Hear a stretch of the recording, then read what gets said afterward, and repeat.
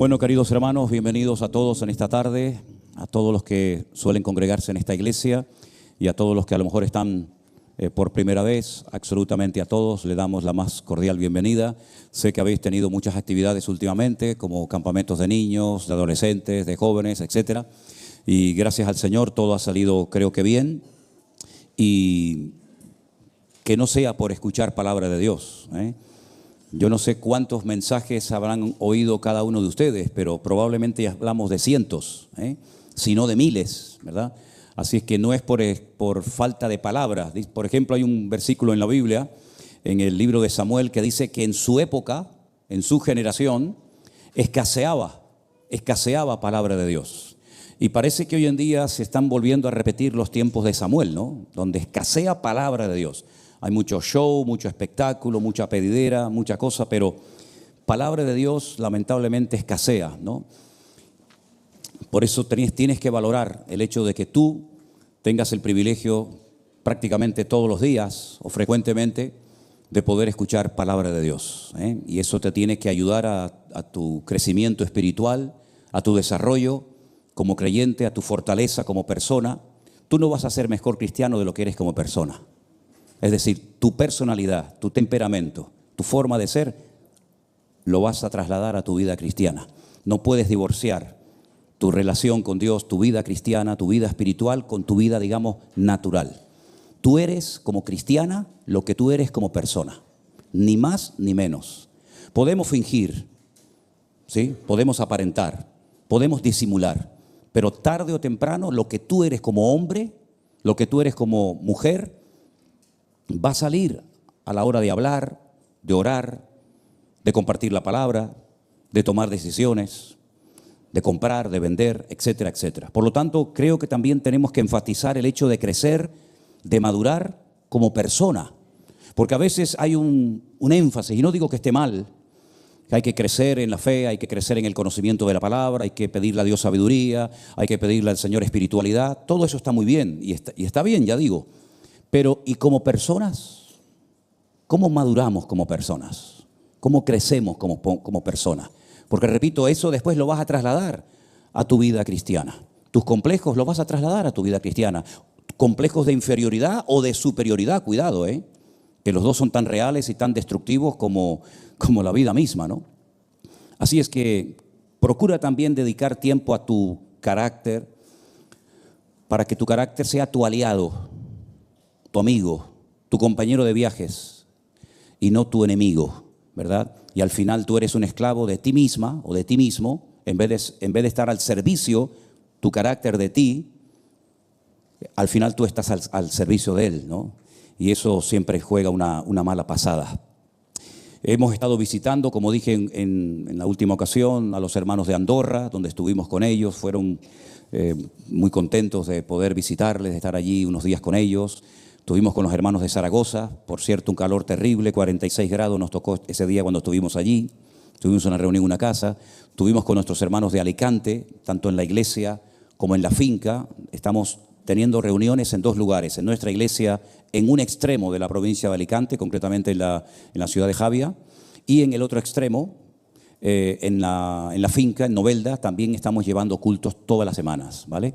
Nuestra intención, nuestro objetivo es, en un año, máximo un par de años, levantar otra iglesia en Novelda, Ya tenemos todo, tenemos el equipo de sonido, la carpa, tenemos toda la infraestructura. El viernes pasado hicimos un llamamiento para que todos los que quisieran venir, vinieran. Y tuvimos un grupo como de unas 70 personas. No es que siempre vayan las 70 personas, hay que ser honesto, ¿no? Pero tuvimos una buena respuesta y yo creo que trabajando allí se puede levantar una buena congregación. Por supuesto, ya me han oído decirlo en multitud de ocasiones, la gran necesidad que tiene ahora mismo nuestro ministerio, el Centro Evangélico Vida Nueva, es de obreros, pero obreros buenos, Hay obreros, pero a veces no son buenos. Estamos obreros buenos, gente consagrada, gente comprometida. Y una de las cosas que dije en esa reunión, que por cierto no quise hacerla en la carpa, sino la hicimos al aire libre, debajo de aquellos árboles, con aquel ambiente maravilloso, es que hay una cosa que a mí me viene sorprendiendo hace años. Por ejemplo, de los congresos que hemos hecho, que ya hemos hecho unos cuantos, de los campamentos que se han llevado a cabo, de los cultos, ¿cuánta gente ha salido de esos congresos, de esas actividades que se invierte tanto tiempo, tanto trabajo, tanto esfuerzo, ¿cuántos de ese esfuerzo ha producido obreros? Algo tenemos que estar haciendo mal. Porque no es normal que pasen los años, que tengamos un montón de campamentos de jóvenes y ningún joven quiera servir a tiempo completo al Señor. Eso no es normal.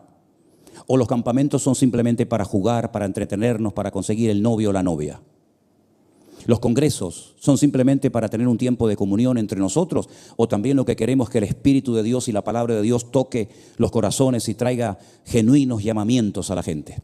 Falta gente con llamamiento en la obra del Señor, y tal vez los que lo tienen les da vergüenza decirlos o no se están preparando adecuadamente. Entonces, repito, la gran necesidad que tenemos en este momento es de obreros. Y esa es nuestra petición de cada día. Y quiero trasladar esa petición a la iglesia, a ustedes, para que oren por obreros, obreros buenos, obreros con espíritu de sacrificio, dispuestos a lo que haga falta por la obra del Señor. Y si tienes que dejar tu trabajo, pues lo dejas, que no será la primera vez que ocurre en la historia, ¿no? Y hay muchos ejemplos en la Biblia de personas que económicamente estaban muy bien situados, pero muy bien situados, mejor que lo que pueda estar cualquiera de ustedes. Y si quieren les pongo algunos ejemplos. No voy a predicar de esto, pero quiero ahondar un poco en esto. Nehemías, que fue uno de los cautivos que fueron a Babilonia, él tuvo, diría el mundo, la suerte, ¿no? Nosotros diríamos la bendición, el privilegio, de llegar a vivir en el palacio con el rey. Oye, que vivir en el palacio con el rey era una maravilla. Comer bien, vestir bien, dormir bien, todas tus necesidades cubiertas, tu presente y tu futuro garantizado. Era el copero del rey. ¿Tú sabes lo que significa ser copero del rey? Bueno, ya sé que también el copero se jugaba la vida, ¿no? Porque a veces los reyes pensaban que la bebida o la comida que le daban estaba envenenada y entonces le decían, pruébala primero. Y si no moría, pues decían, bueno, ahora la pruebo yo, ¿no? También en el ejército se hace eso, ¿eh? Antes de que el general pruebe la comida, la tienes que probar tú. Y si tú te caes muerto, el general lo cogen y se lo llevan, ¿no? Eso se hace hoy en día también, ¿no? Pero el Señor le pone en el corazón que tiene que volver a Jerusalén. ¿A qué? A una ciudad en ruinas, un montón de ruinas, de escombros, a restaurar una ciudad, unas murallas. ¿Pero acaso eres arquitecto o aparejador o albañil? No. Sin embargo, el Señor le puso esa carga en su corazón, oye, y dejó su puesto de trabajo, lo dejó todo y se fue a Jerusalén a trabajar como un peón de albañil, y esa fue su vida, ¿verdad? ¿Y Mateo? Porque algunos dirán, bueno, pero eso eran cosas que pasaban en el Antiguo Testamento.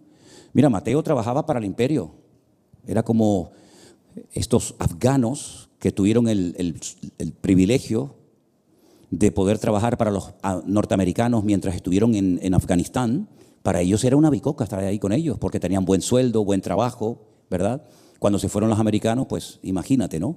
Bueno, pues los imperialistas de la época de Jesús eran los romanos, y trabajar para el imperio romano era un chollo. Buen trabajo, buen sueldo, tenía las espaldas cubiertas. Y estoy hablando de Mateo, que también se le conoce como Leví. Él era el recaudador de impuestos, era el que trabajaba para la agencia tributaria. Ay, la bendita agencia tributaria, ¿no? Y el Señor Jesús un día pasó por allí, lo vio sentado allí trabajando y le dijo, simplemente le dijo esto, sígueme. No le ofreció nada, no le ofreció un sueldo más grande, un trabajo más cómodo, sino simplemente le dijo, sígueme. Una palabra, y dice, levantándose, dejándolo todo, le siguió. ¿Pero a dónde vas? ¿Pero qué estás haciendo? ¿A dónde vas? ¿A dónde vas? Pues si este hombre no te va a ofrecer nada. Este hombre anoche durmió en una barca. Y nos hemos enterado que a veces duerme allí en el monte con un grupo de hombres y mañana duerme en una playa. Pero estás loco. Dejar tu estabilidad para esta aventura. Además, vete tú a saber si este es el verdadero Mesías o otro loco más. Pues dice la Biblia que levantándose, dejándolo todo, le siguió. Entonces, yo estoy como loco por ver eso en estos días, porque yo lo viví en mi época. Cuando yo me convertí hace años atrás, pues todos los jóvenes de la iglesia lo único que pensaban era prepararse para servir al Señor. Pero en esta generación eso se ha perdido. Hay una falta de vocaciones, no solamente en la iglesia católica, hasta el punto que hoy en día muchos hoteles y muchos resorts y muchos spa y todo eso son antiguos seminarios católicos. Y nosotros sabemos lo que hablamos porque, por ejemplo, cuando estuvimos en el Escorial, Pues allí en el Escorial era un antiguo seminario católico. Y cuando estuvimos en el Congreso en Alicante, era un seminario de los maristas, donde habían 400 jóvenes preparándose para ser curas, para ser sacerdotes. Pero como ya no hay vocaciones, pues resulta que están trayendo sacerdotes de África y de Sudamérica, porque ningún joven en España quiere ser cura ni monja. ¿O hay alguien aquí que tiene esa vocación de ser cura o monja? ¿Ah, que no? Pero ¿y pastor? Tampoco nadie. ¿Siervo de Dios? Nadie. Entonces, eso es algo que yo vengo pensando hace tiempo. ¿Cómo es posible que después de tantos campamentos, de tantos retiros, de tantos congresos, no haya gente dispuesta a lanzarse a la piscina a servir al Señor? Les dejo eso ahí, es algo que estoy pensando y reflexionando últimamente.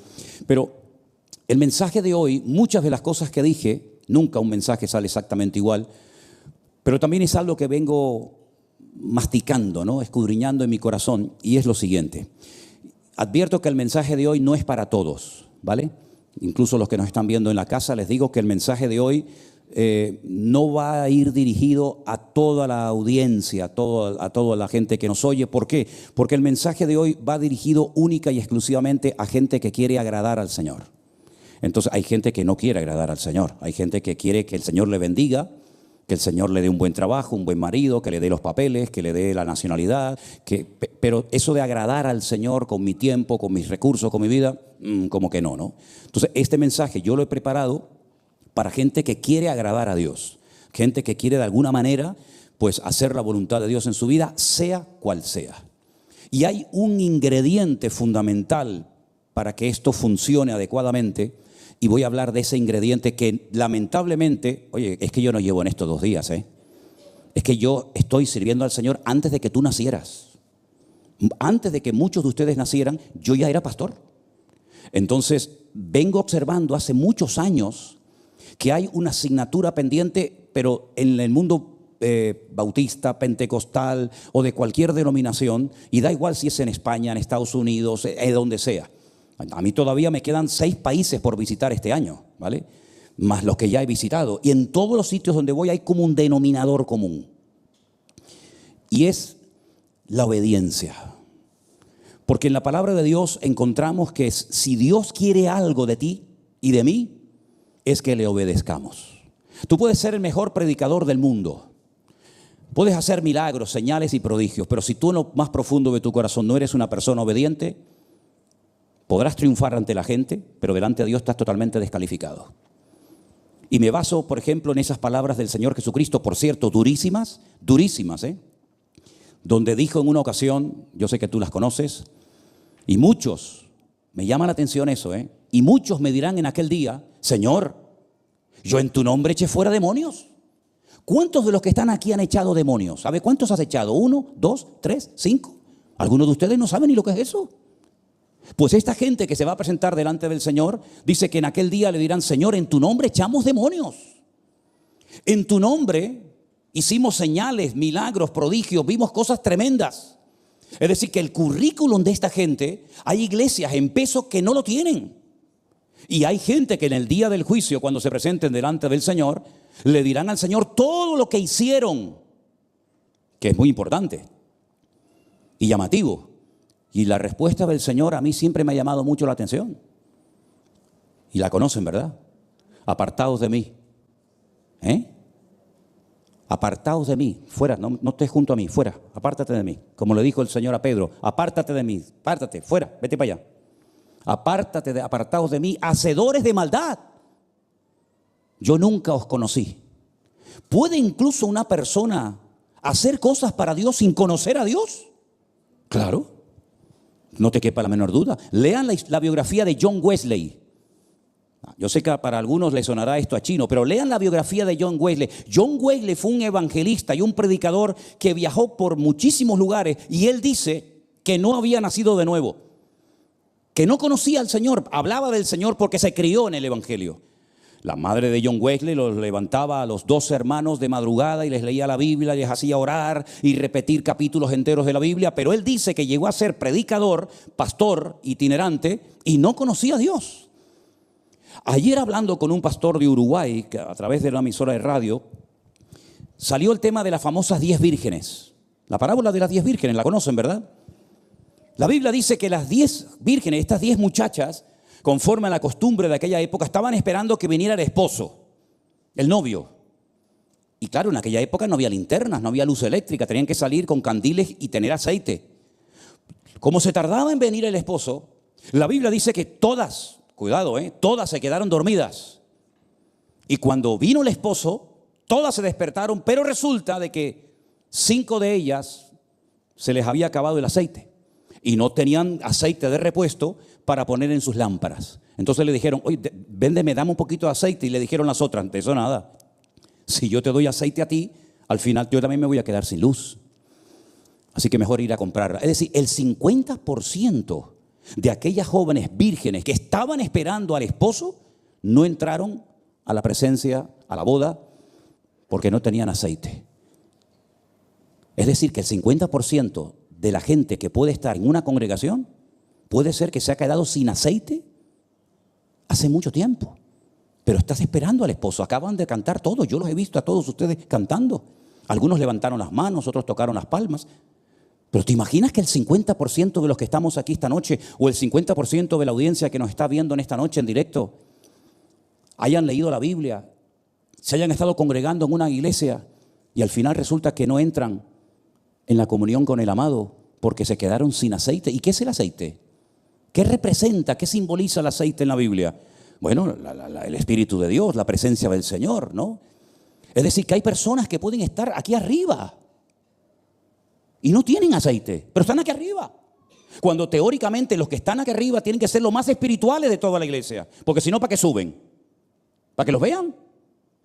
El que está en un púlpito predicando la palabra es el que más aceite tiene que tener, el que más presencia y conocimiento de la palabra tiene que tener, porque si no, ¿para qué sube ese señor? ¿Para entretener a la peña? Si corremos el riesgo de congregarnos en una iglesia, de cantar a Dios, de ofrendar a la iglesia, de apoyar la obra de Dios, y resulta que en lo más profundo de mi corazón yo estoy más muerto que vivo. Bueno, también hay una iglesia a la cual el Señor la confrontó y le dice, ustedes tienen nombre de que viven, pero yo que les conozco perfectamente a ustedes están muertos. ¿Y sabes algo que te va a dar vida y que te va a abrir puertas? Pero puertas que ni te imaginas. La obediencia. ¿Sabes que hay un capítulo entero en la Biblia? Si lo quieres leer, te voy a decir cuál es. Deuteronomio capítulo 28. La primera parte se titula Bendiciones de la obediencia. La segunda parte se titula Consecuencias de la desobediencia. ¿Alguien lo ha leído ese capítulo alguna vez? ¿Verdad? Repito, bendiciones como producto, resultado de la obediencia. Pero la contrapartida, la otra cara de la moneda dice consecuencias de la desobediencia. ¿Cuántos años estuve yo encerrado en esta iglesia, hermanos? Sin salir ni de aquí a la esquina. ¿Cuántos años? Algunos de ustedes no estaban y no saben lo que estoy diciendo. Pero pagando el precio de ser fiel en lo poco, hasta que Dios dijo ahora. Y ahora ya saben, estoy más tiempo fuera que dentro. ¿Quién me abrió esas puertas? Yo no he llamado a nadie, yo no le he escrito a nadie. Yo no me hago publicidad. Es el Señor el que dice ahora. Y yo podría haber escrito, podría haber llamado, podría haber tocado por aquí, tocado por allá. Yo no llamo a nadie, yo no me presento nunca a nadie. Pero el Señor es el que abre y cierra las puertas. ¿Te das cuenta? Porque creo que he sido obediente a Dios en lo que tenía que haber sido obediente en ese momento. Y si tú quieres bendiciones para tu vida, no hay un secreto. Aquí no hay secretos, aquí no hay secreto. Aquí está todo escrito y todo revelado. Sé obediente, sé obediente. Ahora vamos a hablar de la obediencia, que es muy importante, pero déjame primeramente llevarte, creo que los chicos lo van a poner arriba, Primera de Samuel capítulo 15. Ya sé que estás pensando, Primera de Samuel 15 habla del rey Saúl, efectivamente. Habla del rey Saúl, primer rey de Israel. Si el rey Saúl entrara esta tarde por el pasillo de esta congregación, todos nos quedaríamos sorprendidos, sobre todo las hermanas solteras. Independientemente de la edad que tengan, se les caería la baba. Tendrían que ponerse un delantal, porque dirían, ¿de dónde salió semejante hombre? Imponente, guapo, atractivo, alto. Y encima va a ser el rey de Israel. Pero ¿saben qué? Era todo fachada. Era todo fachada. En cuanto escarbabas un poquito, decía, esto no tiene consistencia ninguna, amigo. Dios lo escogió como rey de Israel. El pueblo se empeñó en tener un rey, querían ser como los demás, al fin y al cabo lo consiguieron. Después les salió, permítame la expresión, el tiro por la culata, se les rompió el juguete. Pero hay momentos en los que Dios le da oportunidades a la gente, aunque no sean todos los espiritual y maduros que deben de ser, pero te da una oportunidad. Y a Saúl se la dio el Señor en varias ocasiones. Y en el capítulo 15 ustedes van a encontrar que llega el profeta Samuel y le dice: mira, vengo de parte de Jehová tu Dios para que vayas a una misión que se quedó a medias, porque en la época de Moisés y de Josué había una guerra, un conflicto bélico contra un pueblo llamado Amalek, y no se terminó lo que se tenía que haber terminado. Todo quedó a medias. Por lo tanto, tienes que ir y terminar lo que en otras generaciones no terminaron. Así que lo que te mando al Señor es ir contra Amalek. No cojas nada. Repito, no cojas nada. Se te van a ir los ojos, porque vas a ver la ganadería que tienen, cómo visten ellos, todo lo que tienen, pero no cojas nada. Deséchalo. Va a hacer guerra contra Amalek, esto ya es algo que todos ustedes saben. Y cuando vuelven de la guerra, el profeta Samuel va a visitar al rey Saúl, y Saúl ha perdonado junto con el pueblo a las ovejas, a los camellos, al ganado, y entonces intenta justificarse diciéndole: no, yo no tengo nada que ver con esto ha sido el pueblo que los ha perdonado, yo no tengo nada que ver.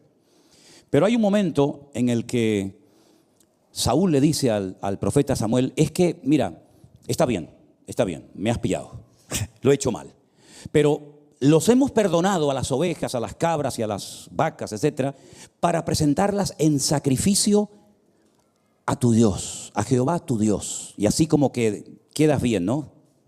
Es que, bueno, yo robé, pero lo que he robado lo voy a dar a la iglesia. Atraqué un banco la semana pasada, me llevé 3 millones de euros, pero lo voy a dar a la obra del Señor. No, déjate de rollos. Entonces llega el profeta Samuel y en el capítulo 15, verso 22, ahora sí lo podemos poner, dice: Samuel le dijo: ¿se complace Jehová tanto en los holocaustos y víctimas como en que se obedezca a las palabras de Dios?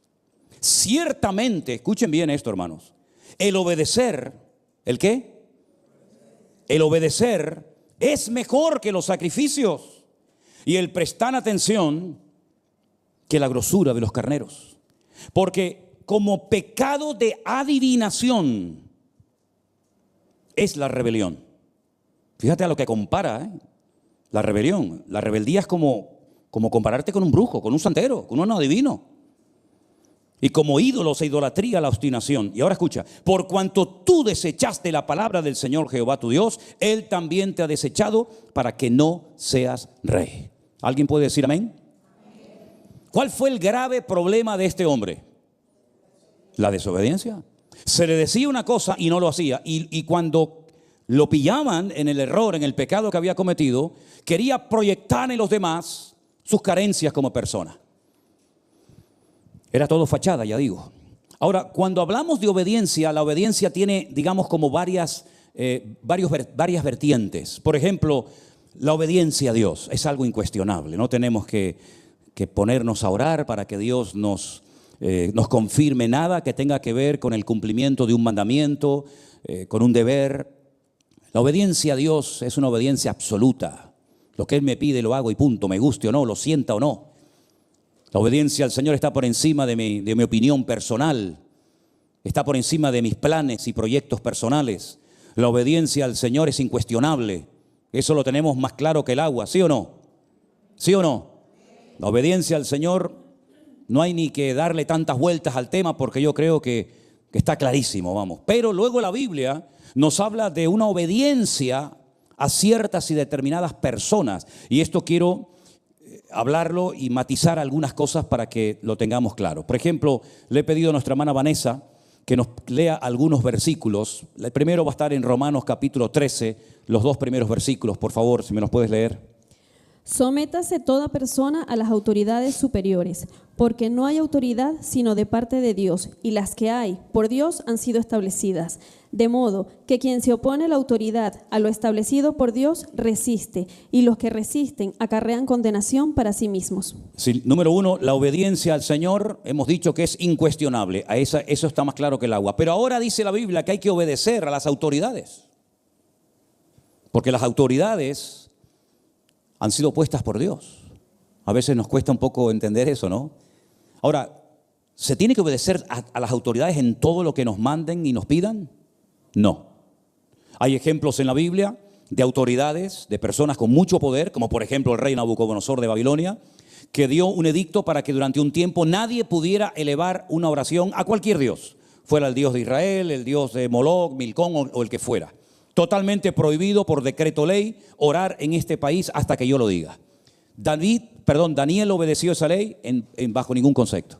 Él seguía orando conforme a su costumbre 3 veces al día, abría las ventanas de su casa mirando a Jerusalén, ¿verdad? Mañana, tarde y noche él seguía orando. Esto por poco le cuesta la vida. Digo por poco porque la idea era matarlo, pero Dios lo cuidó. Lo lanzan vivo dentro de un horno, dentro de un foso de leones. Bueno, también a los otros los mandaron dentro de un foso de fuego, ¿no? Porque la ley decía que había que postrarse ante una imagen y ellos dijeron, no nos vamos a postrar ante tu imagen. Y entonces la pregunta es, ¿y qué Dios te va a librar del fuego? Dice, bueno, nuestro Dios nos puede librar, pero si no me libra tampoco me voy a postrar. Así que no insistas porque me salve o me queme vivo hoy, no me voy a postrar. Es una ley que hay que obedecer, pero nosotros no. ¿Por qué? Porque por encima de las leyes humanas están las leyes divinas. Y nosotros obedeceremos a las autoridades de esta nación siempre y cuando no vayan en contra de la Biblia. Imagínense que llega una ley y dice, prohibido leer la Biblia en España. Pues conmigo lo tienen claro. Tengo en mi casa 200 Biblias, pues ya me contarás. Prohibido congregarnos. Yo sé que algunos no vendrían. Yo estaría aquí y me tendrían que llevar detenido. Estuvo a punto de salir una ley en España, luego no salió, que los pastores teníamos que ir a llevarle el papel. Claro, yo predico sin papeles, conmigo lo tienen crudo porque yo no tengo ninguna anotación delante de mí, salvo a veces una letrita y tal. Teníamos que llevarle, o decían que teníamos que llevarle a la autoridad competente el sermón que íbamos a predicar el domingo para que ellos lo aprobaran o no lo aprobaran, y esta frase la puedes decir y esta frase no. Y dije, yo no voy a llevar nada a nadie. La ley no salió, pero si hubiera salido yo no iba a ir y me tendrían que llevar preso, evidentemente, pero lo tengo más claro que el agua, que me lleven preso. No tengo ningún problema en eso, al contrario, sería para mí una medalla que me cuelgo aquí.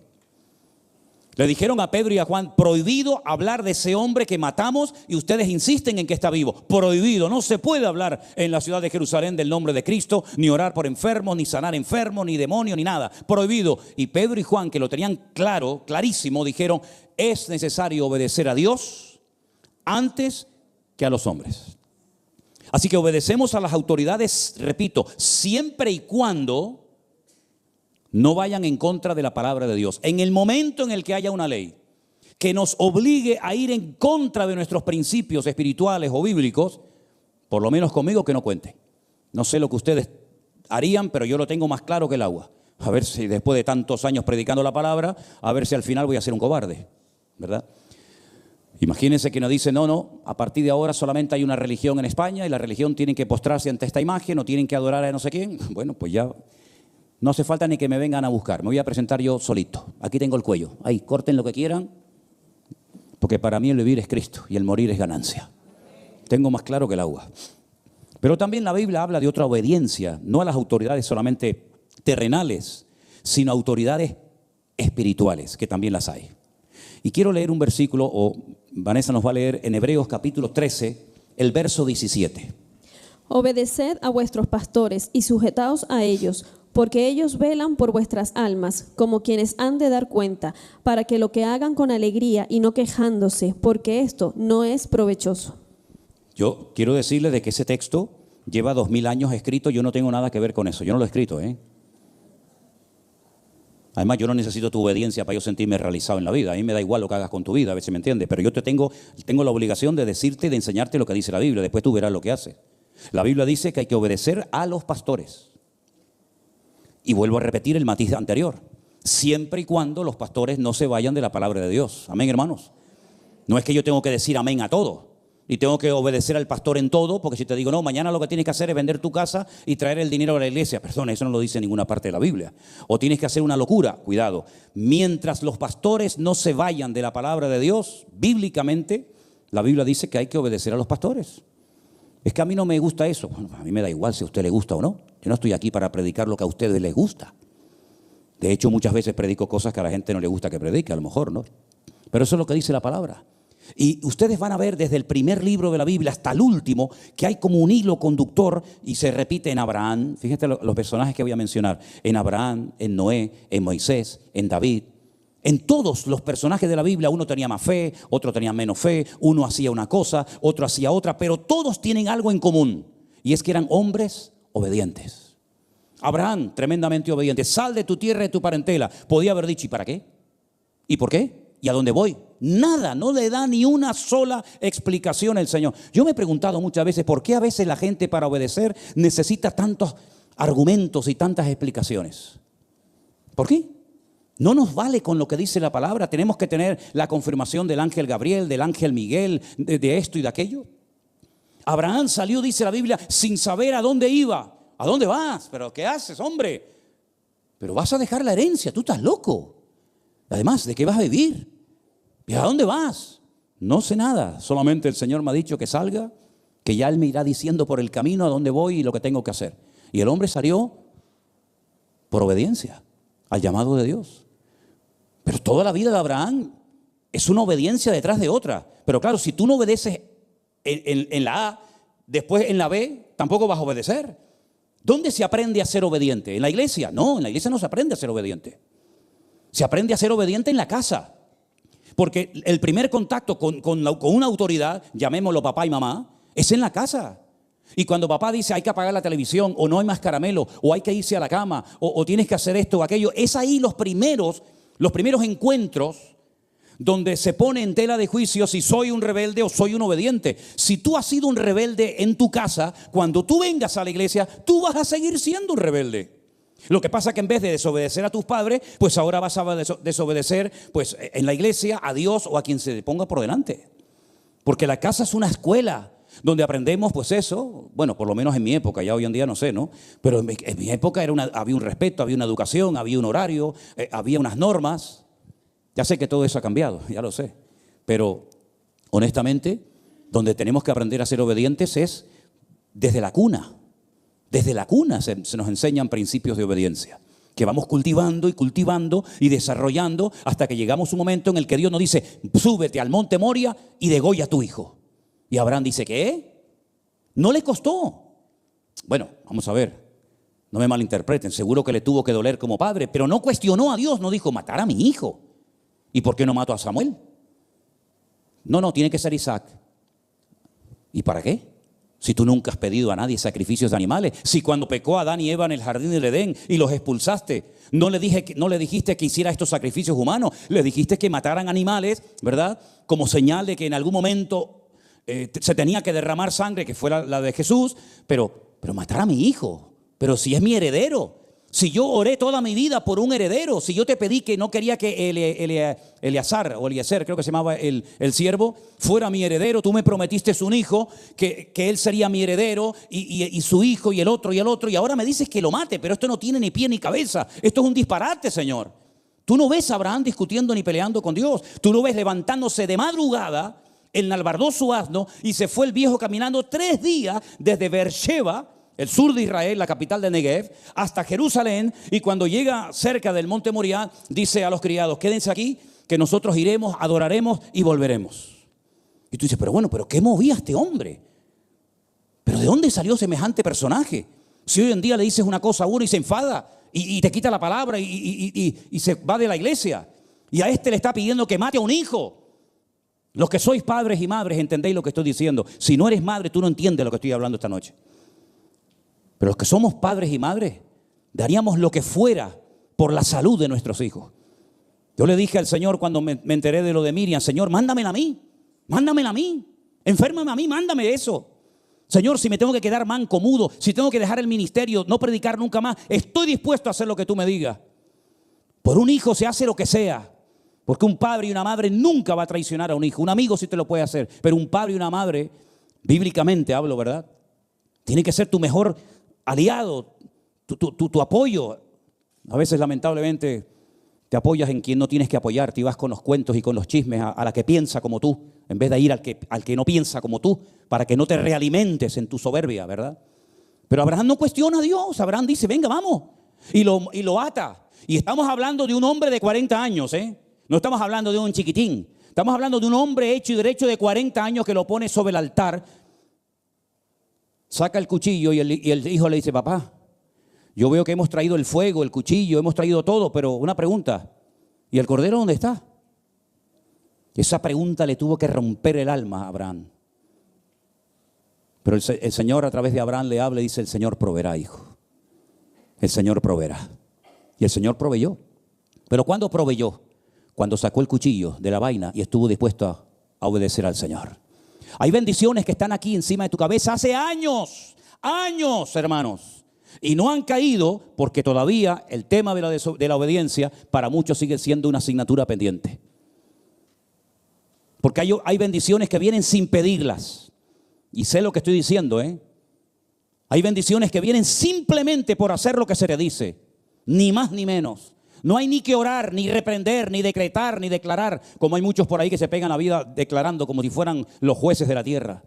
Hay bendiciones que vienen solas, te encuentran, te buscas, aunque estés en el monte perdido, porque Dios ve tu corazón y ve que estás dispuesto a obedecer al Señor. Y Dios honra a los que le honran y bendice a los que le obedecen. ¿Cuántos dicen amén? Uno ve en la palabra de Dios que el nivel de madurez de uno no se demuestra aquí arriba.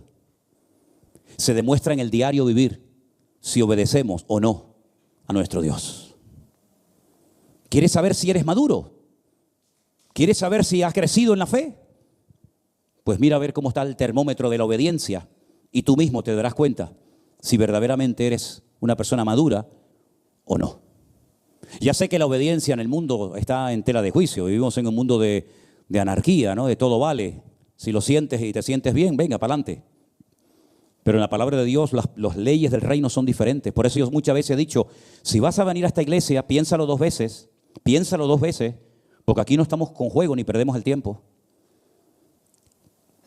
En esta iglesia le decimos a la gente, ponte en orden, ponte en obediencia delante de Dios. ¿No te quieres poner en orden? Vete a otra, que seguramente te van a recibir y te van a dar cargos a la media hora. Pero aquí queremos jóvenes, como decíamos hace un rato, en obediencia y en santidad. Aquí queremos vivir una vida ordenada. Y si no te gusta, yo no te llamé. Yo cuando tú viniste, yo ya estaba aquí. Ahora la hija de Raicé le dice al tío, ¿no? Él fue el que abrió la iglesia, el que fundó la iglesia, le dice, ¿no? Así como un gran misterio, ¿no? Pues sí. Cuando ninguno de ustedes estaba aquí, yo ya estaba. Y cuando muchos de ustedes se vayan, yo seguiré estando aquí. Fíjate tú las vueltas que da la vida. Es decir, no buscamos bulto. No buscamos gente, porque cuanto más gente, más diezmo, más ofrenda, más primicia. No vamos detrás de eso. No vamos detrás de eso. Queremos que cada uno de ustedes se convierta en un cristiano obediente. Y lo que te diga el Señor, lo haces. Y Dios te va a bendecir.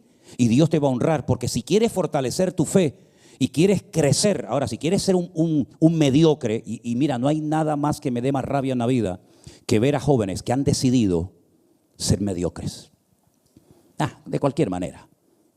No aprenden nunca una nota nueva, no aprenden nunca un versículo bíblico, no salen de siempre lo mismo. Lo ves ahora, lo ves mañana, lo ves pasado mañana, lo ves dentro de 30 años, lo ves dentro de 1000 años, siempre está igual, siempre desaliñado, nunca se quitó las legañas con las que nació, siempre lleva las legañas encima, siempre la camisa de cualquier manera. Yo digo, ha decidido ser un mediocre.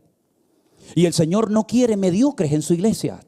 El Señor quiere gente santa, ordenada, limpia, obediente, sujeta a su palabra. Por eso yo digo que en esta iglesia es muy complicado el decir me voy a integrar en esta iglesia. ¿Por qué? Porque tarde o temprano, hoy, si no mañana, y si no pasado mañana, y da igual si predico yo, o predica Jerónimo, o predica Anderson, da igual, porque somos una piña entre nosotros y nos hablamos prácticamente a diario.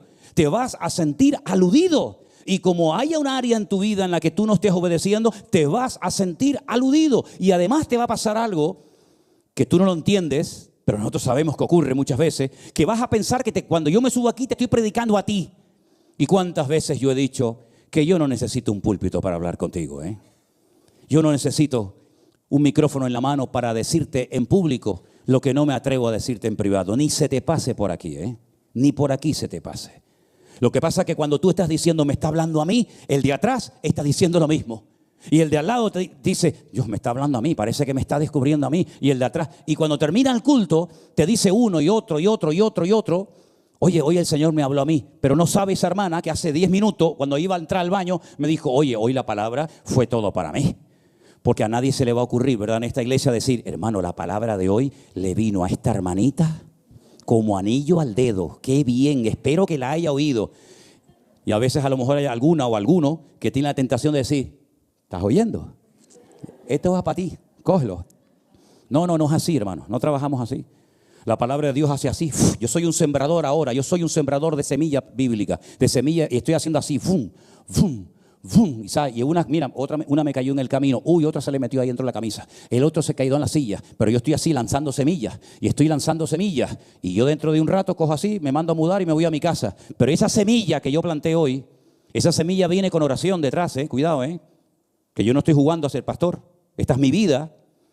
Esa semilla que yo estoy lanzando esta tarde es una semilla que trae vida. Es una semilla que puede crecer a 30, 60 o a 100 por uno. O se puede hacer improductiva. ¿Cómo se hace improductiva? Bueno, pues lo vi ahora en la península, en el campo. He visto campos llenos de cuervos, llenos de palomas, llenos de gaviotas, que cuando es el tiempo de la siembra empiezan a llegar y empiezan a picar y se llevan la semilla. Y la Biblia dice que cuando una persona oye la palabra, pero como que no la quiere poner en práctica, viene el maligno, los cuervos, y dice que cogen la semilla y se la roban de su corazón. Y de nada te sirvió que este señor estuviera ahí arriba hablando media hora, 40 minutos o 3/4 de hora. Porque le permitiste al enemigo que te robara la semilla de tu corazón. Entonces yo espero que este tema de la obediencia no sea en tu vida una asignatura pendiente, porque yo puedo ser el padre de muchos de ustedes por la edad. Pero si tú no aprendes ahora con la edad que tienes y no le enseñamos a los adolescentes y a los jóvenes y a los niños de la iglesia a ser obedientes, cuando estos niños sean más grandes van a ser más desobedientes de lo que son hoy. Porque la desobediencia crece, la desobediencia se expande y la desobediencia, cuidado, y la obediencia son contagiosas. ¿Cuántos dicen amén? ¿Tú quieres ser obediente? ¿Cuántos quieren ser obedientes? Júntate a un hombre a una persona que sea obediente. ¿Quieres ser un rebelde? No te preocupes que otro rebelde se va a juntar a ti. No tienes ni que buscarlo. Mi padre decía, ¿cómo decía?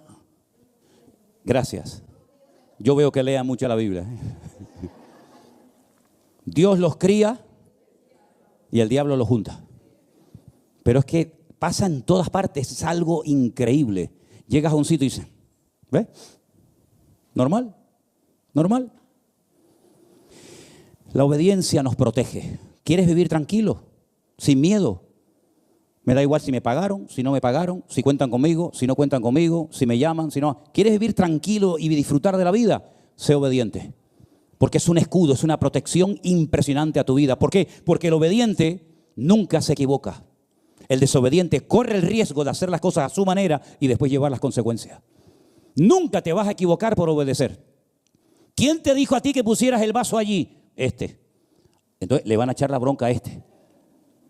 Si quieres vivir tranquilo, obedece. ¿O es tan complicado obedecer a nuestro Dios? Claro, hay un matiz y quiero ir terminando con esto. Pero para poder ser obediente, uno tiene que renunciar a su propia voluntad. Y es ahí donde tenemos la lucha. Es ahí donde tenemos la lucha. Porque ¿quién quiere renunciar a su ego? ¿Saben? Y no se me ofendan. Bueno, si se ofendan, perdonen, me da igual, perdonen, pero es por decir algo, ¿no? Pero he notado que hoy en día, no sé si por el movimiento feminista o por la moda, honestamente todavía no he sacado una conclusión, pero me doy cuenta que muchos hombres, por sus mujeres o por sus novias, están atontados, están anulados. La que corta, pincha, opina, habla, corta, viaja, compra, eso son ellas. Él ni habla. No sé si es porque le tiene miedo a ella o porque dice, no, en mi casa se hago lo que yo digo. Sí, mi amor, lo que tú digas. Sí, no. Y él tiene la última palabra. Pero una de las cosas que tenemos que recuperar en el cuerpo de Cristo es el rol y el papel de cada uno. No seas un pelele. No seas un pelele. Si le tienes que llevar la contraria, se la llevas, no pasa nada. Algo muy bonito que durante siglos funcionó en la iglesia, que se ha perdido, ya no existe eso, fue el diálogo. ¿Qué eran los concilios? Eran encuentros de liderazgo, desde el primero en Jerusalén, Hechos capítulo 15 hasta el último. Eran momentos de encuentros para que el liderazgo dialogara y opinara. Oye, y este versículo y el otro versículo. Claro, después también se metieron cosas muy humanas y carnales, ¿no? Pero el diálogo, dialogar, no discutir, sino dialogar. Oye, ¿qué te parece esto, lo otro? Pero hoy en día como que hay miedo a llevarle la contraria a alguien. Si crees que la palabra de Dios te avale, no tengas miedo de abrir la boca. No seas un pelele, no seas un cobarde, un monigote. Hermana, cuando su marido le hable, óigalo. Porque a veces la opción que toma el hombre es callarse y no hablar. Y me acuerdo que aquí se congregaba hace años un matrimonio que vinieron en varias ocasiones a hablar conmigo porque era tremendo aquello. Y ella me dijo, es que no me habla, pastor, es que no habla. Y yo decía para mí, digo, pero si con lo que tú hablas ya él ya no va a hablar nada, si es que no lo deja ni hablar. Y entonces él optó por una actitud de silencio. Él se callaba y le dije, ¿sabes qué? Él está constantemente hablando, pero tú no sabes interpretar su silencio. Y ahí como que se le encendió la lamparita, ¿no? Hermanos queridos, cuando Adán pecó, Dios lo buscó. Dios no se lavó las manos, dijo, Adán, Adán, ¿dónde estás? Y él se escondía, pero él seguía, Adán, Adán. Y cuando por fin da la cara, le dice, Adán, ¿dónde estaba? ¿Qué te pasó? Como si Dios no supiera, pero lo está confrontando. Porque sin confrontación no vas a cambiar nunca. Así de claro. Sin confrontación no hay cambio en absoluto. Es que oí tu voz, tuve miedo y me escondí. ¿Sabes que el ser humano hoy en día sigue reaccionando igual que en los tiempos de Adán? Oigo, tengo un temor y me escondo. Y si no me escondo detrás de la cabeza de la que está delante para que no me vea, me escondo en otra iglesia o en otra denominación. ¿Y sabes qué? La obediencia lo arregla todo. ¿Tú quieres seguir viviendo aquí? Ven. Pero querido hermano y amigo, te digo algo, si no vas a obedecer en todo lo que Dios ponga en tu camino, no vas a crecer nunca. Serás un mediocre, como lamentablemente he conocido a muchos miles de cristianos que van a las congregaciones. El tiempo pasó, pero no crecieron nunca, no maduraron. Siempre están con sus problemas, con sus luchas, con sus preguntas, con sus dudas. Dice que hablan mal de lo que no conocen incluso.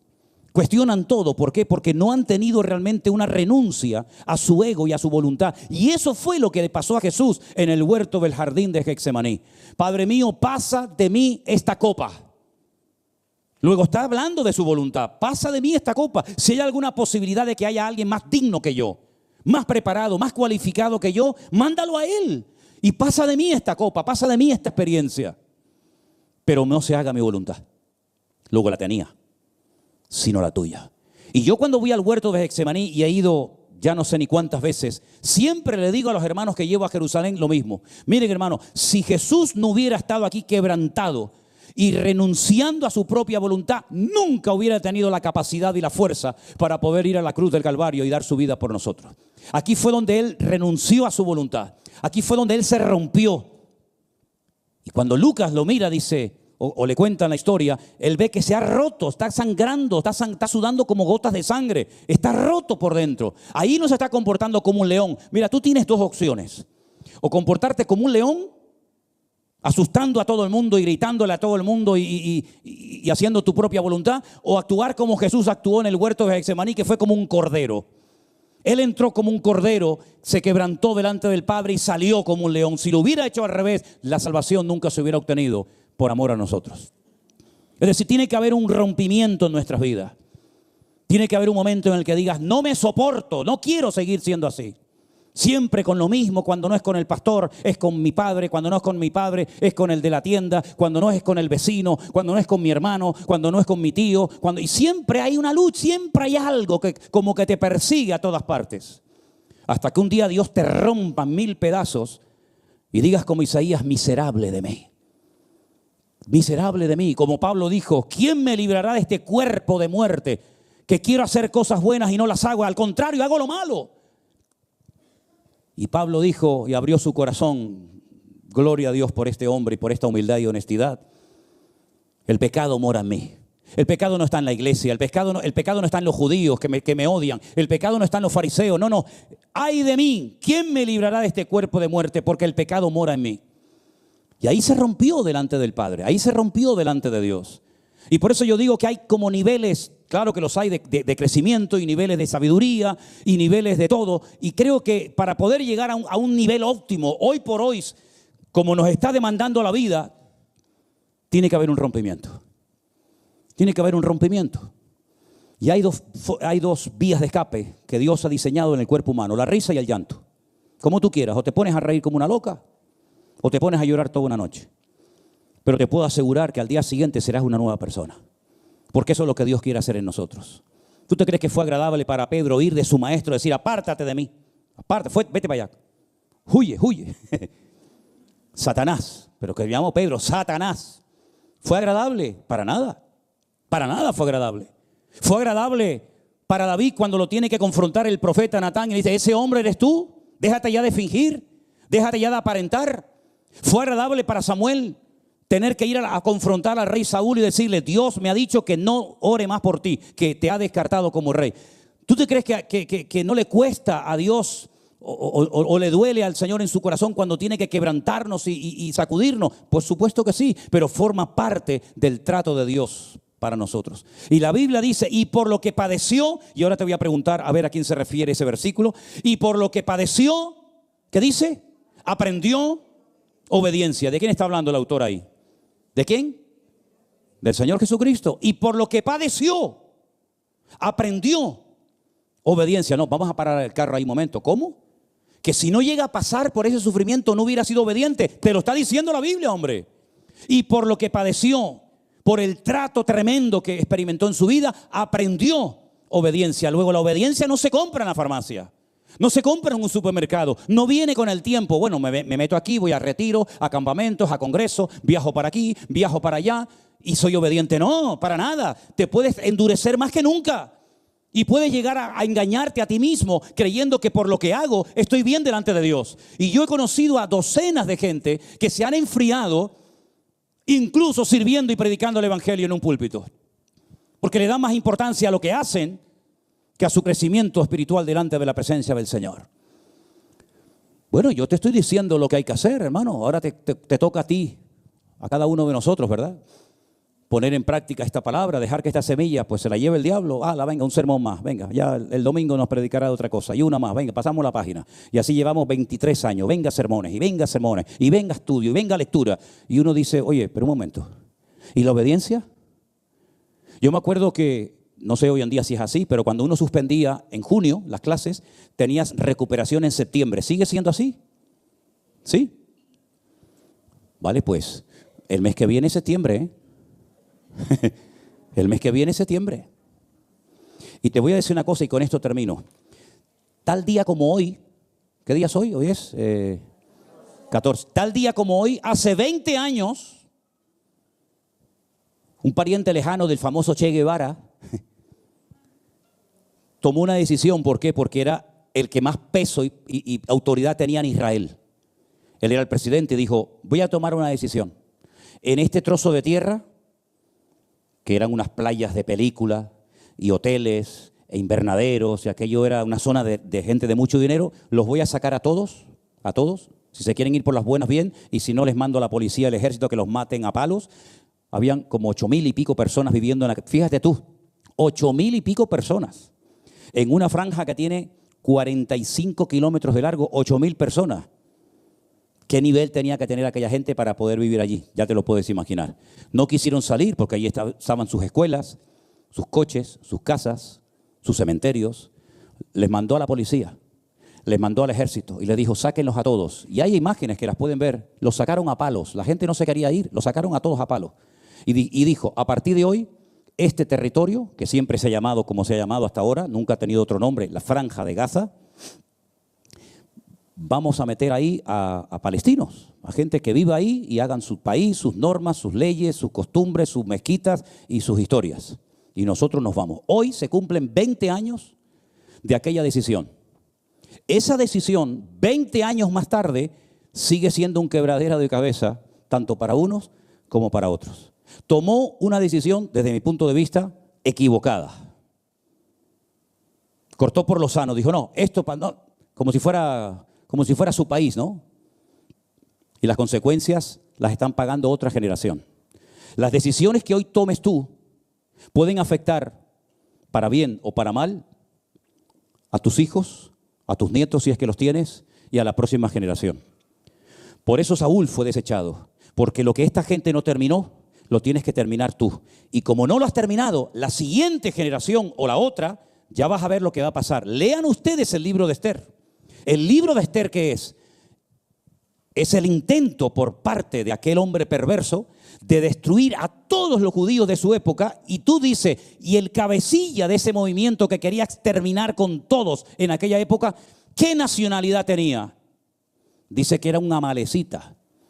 Pero resulta que los amalecitas eran los que tenía que haber peleado Saúl, pero no los exterminó, no terminó con ellos, no los expulsó de la tierra, que tenían su tierra. Tampoco lo hizo Josué. Y te das cuenta de que se van quedando puertas abiertas y las pagan las siguientes generaciones. Por eso dice la palabra de Dios que tenemos que consagrarnos y comprometernos y rendirnos al Señor para que no nos atrape mañana la mala decisión que hoy tomé. Pero también te digo una cosa, la decisión buena y bíblica que tú tomes hoy va a cambiar toda tu vida. La mejor decisión que yo tomé, la tomé con 17 años. La mejor, servir a Cristo. Esa fue la mejor decisión que yo he tomado en mi vida. Después hice otras, algunas buenas y otras malas. Pero fue mi mejor decisión, dedicarme por completo a servir al Señor. Y hasta el día de hoy, con la edad que voy a cumplir ahora, no me he arrepentido nunca de haber tomado esa decisión. Gracias a esa decisión que yo tomé a los 17 años, esta iglesia existe hoy en día. Y existe la iglesia del Puerto de la Cruz, y existe la iglesia virtual, y el ministerio del Centro Evangélico Vida Nueva, y la finca de Novelda, y Colombia, y San Francisco, y Miami. Gracias a una decisión que tomé hace un montón de años, el Señor ha honrado y bendecido una decisión, y ha bendecido su obra, porque al fin y al cabo es su obra. Si yo me hubiera negado en aquel momento a servir al Señor, bueno, probablemente, no sé, el Señor habría levantado a otra persona, pero eso ya es entrar en hipótesis y en ideas personales. Pero te das cuenta que una sabia decisión con la mujer exacta con la que me tenía que haber casado, con el hombre de Dios, con el ministerio, con el lugar, con la iglesia, etcétera, puede beneficiar no solamente a ti, sino a miles y a miles de personas. Por lo tanto, tómate en serio lo que estoy predicando, porque este mensaje no lo vas a oír frecuentemente. Vas a oír palabras de adulación y de motivación, y tú serás importante, y Dios te va a bendecir, y Dios te va a usar. No nos estemos engañando, hermanos. Dios claro que me va a usar, y claro que Dios me va a bendecir, pero es que hay un precio que pagar. Y ese precio a pagar, y seamos realistas, no lo quiere pagar todo el mundo. No lo quiere pagar todo el mundo. Ahora, que oren por mí, que me bendigan, que Dios me sane, que Dios me prospere, que me venga un trabajo, eso lo quiere todo el mundo. Es que no hay ni ser ni cristiano para que una persona te diga, sí, ora por mí, no hay problema. Pero el comprometernos, el consagrarnos, el poner la mano en el arado, el decir voy a por todas, el voy a renunciar a mi vida, con esta mano creo que me sobran dedos. Con esta mano me sobran dedos. Y lo digo con tristeza, porque qué más quisiera yo, ¿no? Por lo tanto, mis queridos hermanos, tómense en serio este mensaje, porque es un mensaje que Dios ha puesto a fuego en mi corazón y te puede cambiar la vida y traer muchos beneficios espirituales a tu vida. Toma nota, y el que tiene oído para oír, que oiga lo que el Espíritu hoy ha dicho a la iglesia. Cierra tus ojos, por favor, y oramos a nuestro Dios. Nos ponemos de pie, hermanos, por favor. Aleluya. Dios no busca sacrificios. Dios no busca nada de nosotros salvo que le obedezcamos en todo lo que Él nos pida. Y si hay un acto de obediencia, por pequeño que sea, Dios lo bendecirá, Dios lo honrará y a través de Él vendrá bendición a tu vida y a los tuyos. No frenes la bendición de Dios en tu vida por no querer obedecer al Señor. No frenes ninguna bendición de Dios por no querer rendirte a lo que Dios está o quiere hacer en tu vida. Gracias por tu palabra, Señor. Siempre viva, siempre eficaz, siempre habla. Lo tenemos claro. Sabemos que tu palabra no vuelve